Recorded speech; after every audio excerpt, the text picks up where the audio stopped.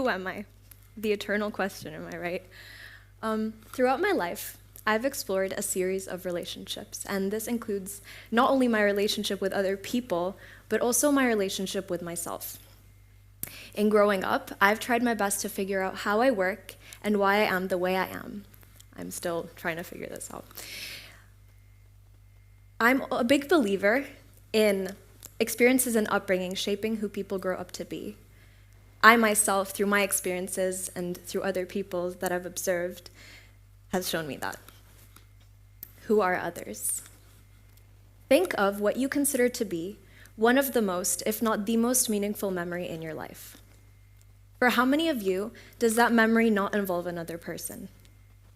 How many of you have scrolled through your phone, desperately looking for someone to text about a show you just watched, or an achievement of yours, something you overheard, or that spider is sitting in the corner of your bedroom? Well, I definitely have. In fact, I did the third one a few days ago, the spider one. But relationships are crucial, more than we realize. In fact, a study on relationships and mortality rate shows that close relationships throughout a lifetime can increase your chances of survival by up to 50%.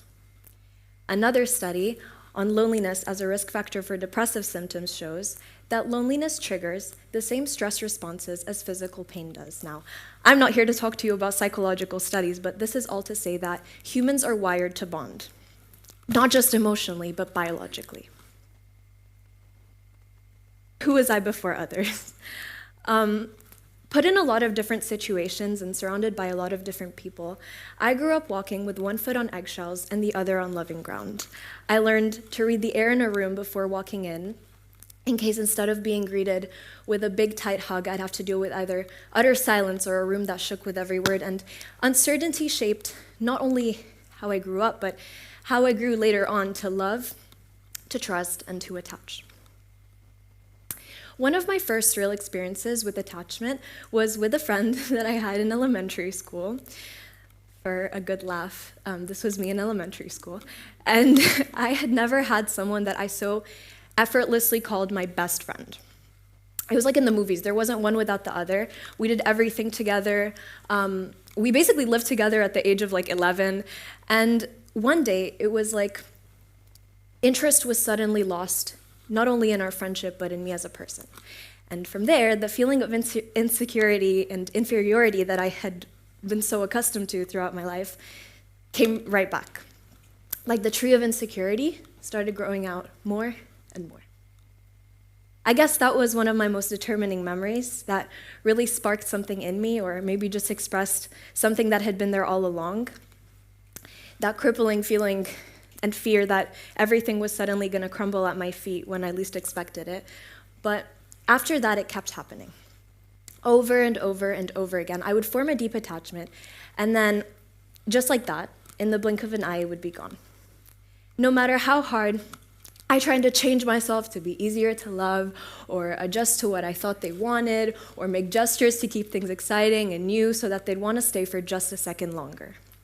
No matter how hard I analyzed every little detail, looking for inconsistencies, hoping that if I just caught them in time, I could stop it from all falling apart, or create a distance to protect myself, only to pull them back the second I felt them slipping. It was all no use, and the more it happened, the more it led me to believe that love and trust were fleeting, and there was an issue in myself.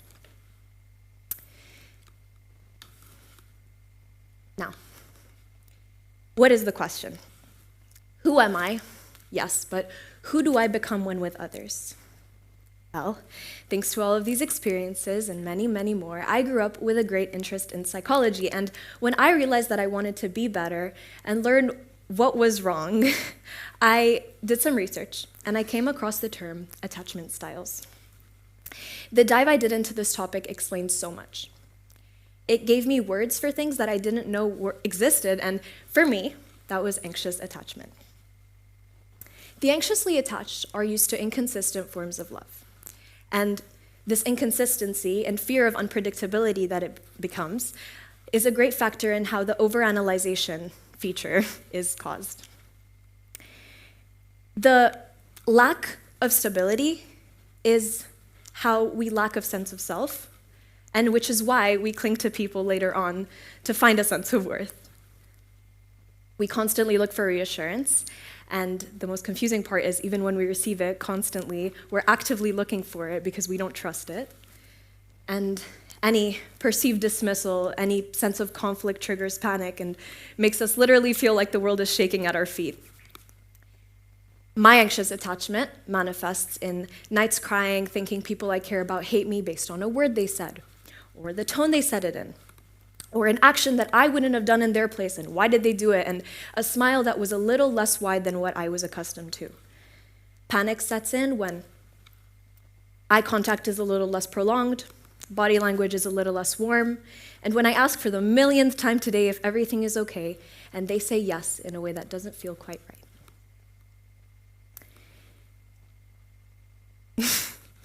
I'm going to tell you a story. One time, I was at a friend's house, and I was told that they had a dentist appointment. Somewhere along those lines, there was a misunderstanding in thinking that I would go with them. Later, I guess you can already imagine where this is going.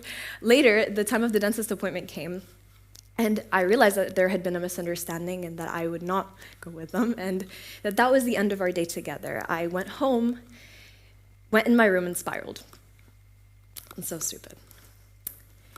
I had a fixed idea of the day, and them suddenly releasing the news to me that I wouldn't go with them felt like a sudden abandonment, brought me back to what that felt like, and like spend the day with me turned into I'm leaving you halfway through. Because my mind goes by an algorithm, assume abandonment, and beg for proof you're wrong. It's like an internal alarm system constantly scanning for threats. And what my mind sees as a threat is so incredibly ridiculous, like I just told you. And I sent a video to the same person, something along the lines of when an anxious person doesn't receive reassurance for the 57th time today, and so they think that you're gonna leave them and hate them. And the reply I got was, it's so confusing though because you're self-aware. And that's exactly what it is. It's like I'm stuck in a paradox, completely aware of my patterns, but unable to translate that awareness into control. Like I'm watching myself from the outside with no power to stop it. But I think that awareness is a beginning.